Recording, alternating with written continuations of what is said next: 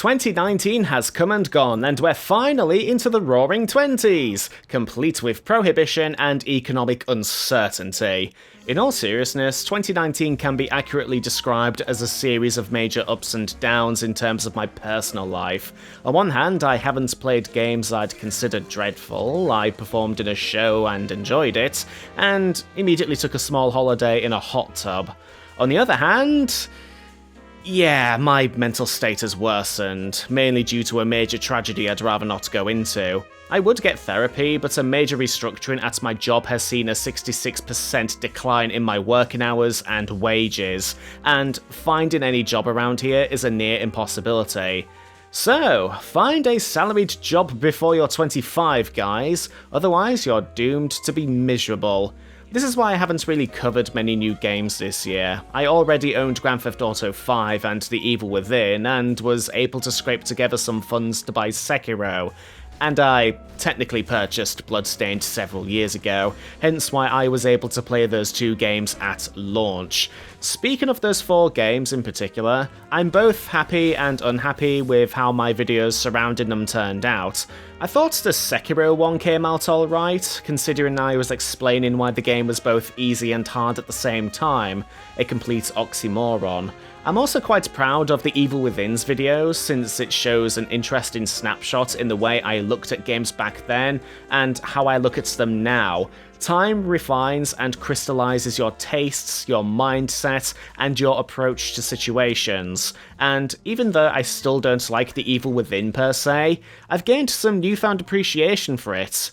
Not to say this year has been easy. In fact, I failed at two major projects. One of them was on a planned Bloodstained video, since I backed the project and have been a fan of Metroidvanias for the good part of a decade now.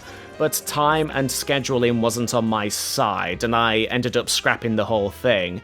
In a way, that project showed me the major benefits of analysing games that have been out for some time. You're not rushing to get a video out, and sure, I can have the fresh views thanks to the recency value, but I'd rather scrap a video instead of quickly releasing a potentially unfocused and botched one. Cough, Game of Thrones video. Cough. My biggest failure this year, and one I'm actually quite upset about, was my inability to deliver the Beyond Two Souls video I teased in both the Heavy Rain analysis and last year's address. I was hoping to bring it out in time for Christmas, but then I actually started replaying the game and writing my notes, and discovered that the Ellen Page Variety Hour has a lot of things that need to be talked about. I've separated the project into two distinct parts, which might not sound like much, before I tell you that the first part is currently sitting at over 25,000 words, and I'm still editing it. This is less of an analysis than it is an autopsy of the anarchist's cookbook, and I'm pretty sure that those that have at least seen the game can understand why. Which brings me to what's going to happen this year, or at least my goals of 2020, and really, I only have one, and that's to finish this Beyond Two Souls video that has been haunting me since 2017. This is my version of Dr. Dre's Detox, and I'll be damned if it isn't done this year. As a side note, I might revisit Bloodborne, not only because it's an awesome game, but that video I did on it several years ago has not aged well.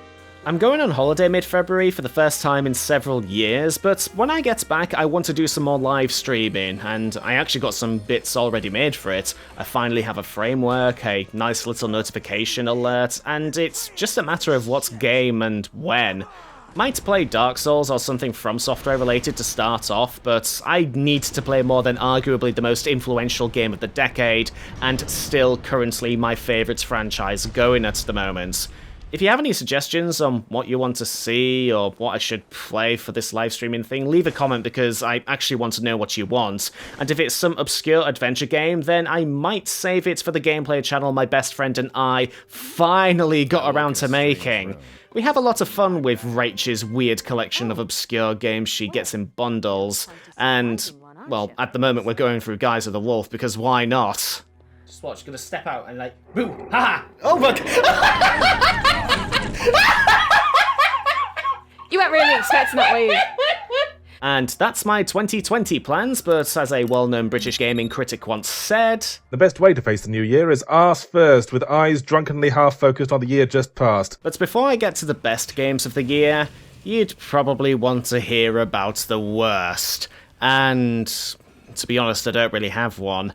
People might call 2019 miserable for the industry, and while that certainly is true, games have been pretty solid this year. It might be because my lowered income has given me no room to splurge out and has forced me to put some serious thought into my purchasing decisions. Some people would pick Ghost Recon Breakpoint and Anthem because of its being some of the best examples of a botched live service game, but I already have my fill of live service games through Final Fantasy XIV, and that's enough for me. Some might just insert Fallout 76 here again, because it somehow got worse with each passing month to the point that you forgot it came out this year, but why would I play that husk when I could return to Fallout 4, 3, and New Vegas, which is cheaper and deeper and can be modded to the world's end? Other candidates included Wolfenstein Youngblood, which I nearly bought, but my time was already taken up by both Bloodstained and Final Fantasy XIV Shadowbringers at the time of launch. WWE 2K20, maybe, but I've not really been into annual sports games, although a certain formula might change that. And of course, Contra Rogue Core, and really, who actually bought that game? If you did buy Konami's yearly Christmas card, then what compelled you to do so? I'm not one to be all buyers beware and whatnot, but you've only got yourself to blame on that one. Really, the only game I could say I played this year that was actually leaning towards bad was The Evil Within, but even that has a huge caveat since I've got some strange newfound appreciation for it. Maybe the Black Mirror that I played with Rachel on the gameplay channel, but is it fair to put an old game that isn't a re-release on here? Sorry to disappoint, but that's economics for you. I won't bother with the best game of the decade because that's on Augusta Duke Nukem forever, so let's just get on with the best of the year, and as was the case with the 2018 and 2017 list, I'm going to start off with a game I replayed. Prey. I don't know what compelled me to go through this game again, but with my troubles, I couldn't help but boot up something that's comparatively calm without actually spending any money. Prey is not the most relaxing thing in the world. In fact, its signature monster is the main cause of uneasiness and tension throughout the whole game. But if you take your time to absorb the environment and read the little details, you'll find yourself completely immersed in the setting. It's strangely tranquil, and it's not something you get unless you take your sweet time with Talos Swan and smell the roses.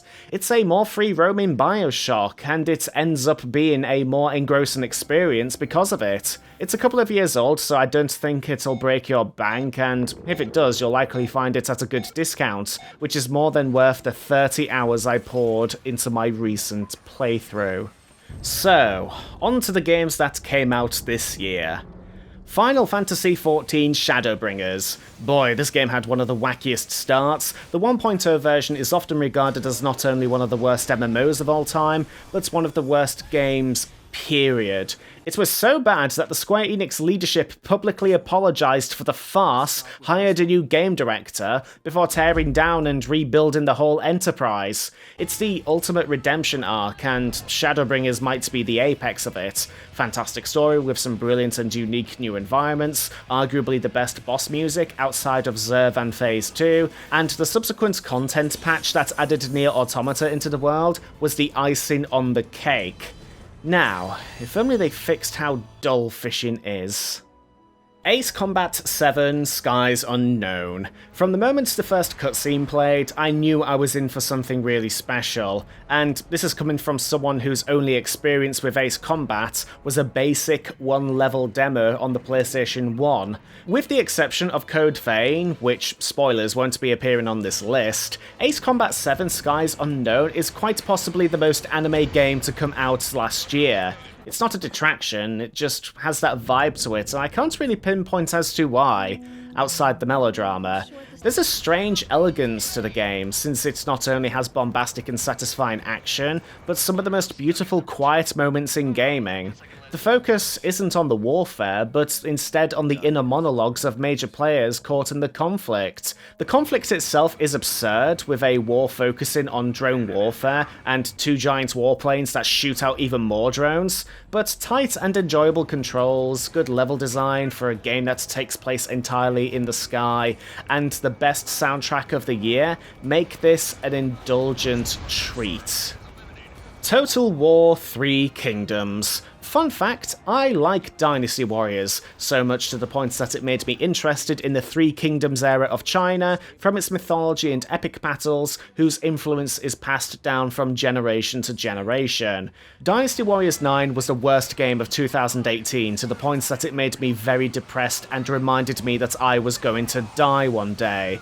I've not really gotten into Total War, not saying it's bad or unappealing, it's just that their games never really clicked for me.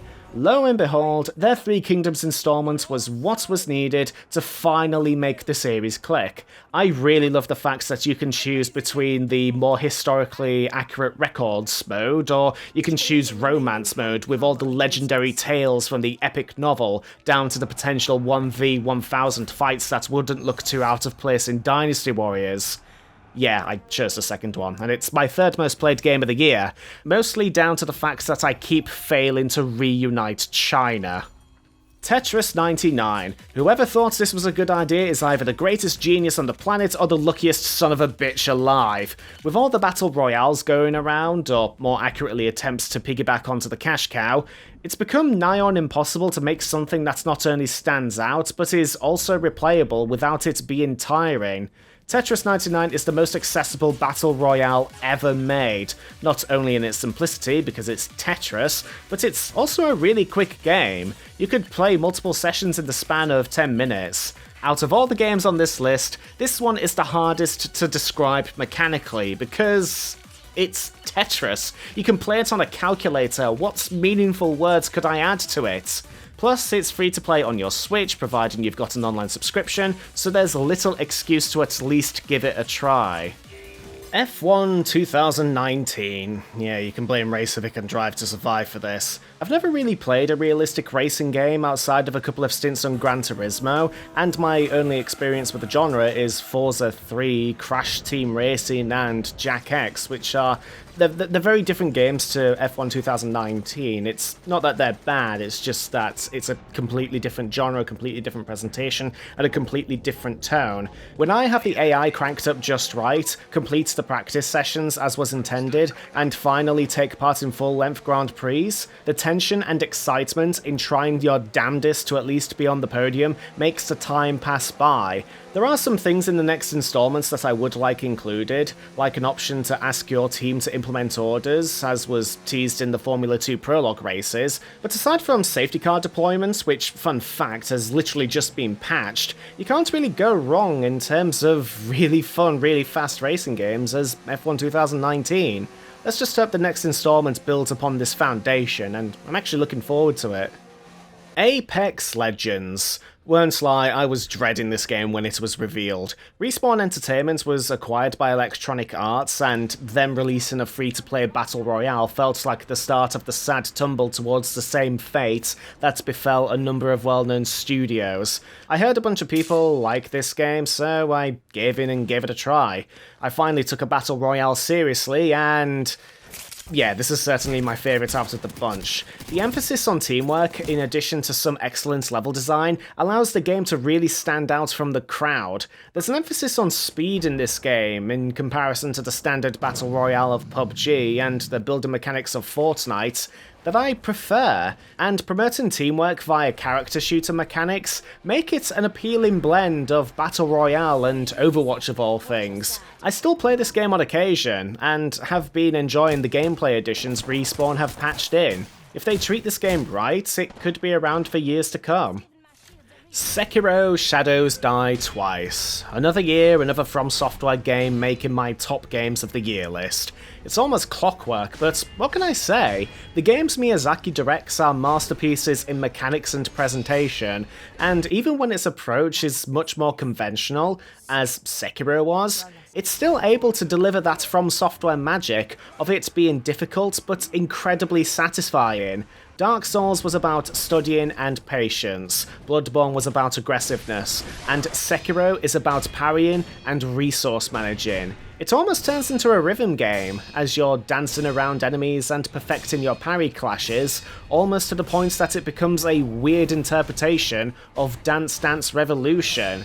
If these are the types of games that are going to come out of From Software, in the sense that it doesn't slavishly adhere to what made the company successful, then I'm all for it. From Software haven't as much planted their flag of greatness, as much as put another layer of concrete around the foot of the pole, and I hope another layer gets added in the form of Elden Ring. Devil May Cry 5. Aw, poor DMC. If I could describe the series in a single image, it would consist of a zigzagging graph. Devil May Cry was novel, if a little flawed, then they rushed DMC2 to market without any of the original developers, then the director of that game, who would become the series figurehead, made Devil May Cry 3, which is considered the best of the PlayStation 2 era, and when things were beginning to look bright, Devil May Cry 4 came out, which, while technically brilliant with some of the best mechanics in the series, turned out to be literally half finished. DMC Devil May Cry soured the well badly, all the while Bayonetta, which was directed by DMC's creator, would supplant that series as the go-to spectacle fighter game. Devil May Cry 5 needed to be good, and while the hype was high, there was a little niggle at the back of my head that it might take the wrong direction, similar to Devil May Cry 4's infamous backtracking design. Devil May Cry 5 blew up expectations by simply being fucking awesome. Combat is fast and satisfying, there's a gleeful sense of catharsis in the whole adventure,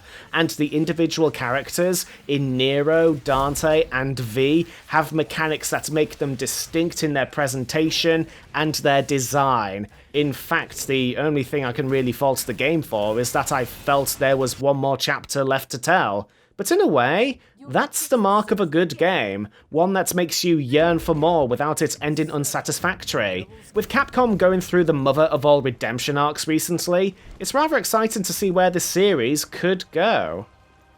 Bloodstained Ritual of the Night, and yes, this is my game of the year. The cancelled video I wrote centred around not only the qualities Bloodstained had on its own, but also how it felt to play in comparison to other Metroidvanias that have come out recently. There are mechanically better and more responsive games in the same genre out there, such as Hollow Knight, but if you play Symphony of the Night today, you quickly find out that the movement and combat has a slightly stiff but comfortable feel to it.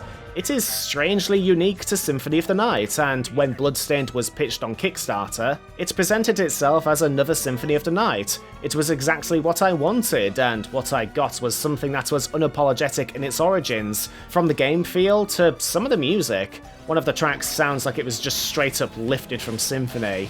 Bloodstained was also a much-needed bright spot. Crowdfunded games have arguably gone through a rough patch this year, and the biggest of Kickstarters came out with such an underwhelming and embarrassing thud that I completely forgot it came out this year.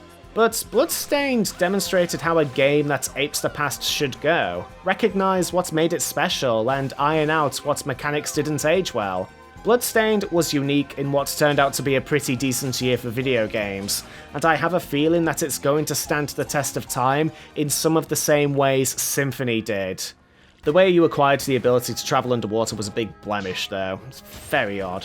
And that's my games of the year. Honourable mention goes to Resident Evil 2, which I haven't played yet since I am waiting for an opportune time to play it with Rachel, but I knew there would be one Sarky viewer in the comments demanding why I haven't mentioned it yet. 2020 might be quite exciting with Cyberpunk 2077 and Doom Eternal, and I hope you join me for this long ride. In the meantime, I've got a plane to catch, but I should have something for you soon after. Happy 2020, everyone.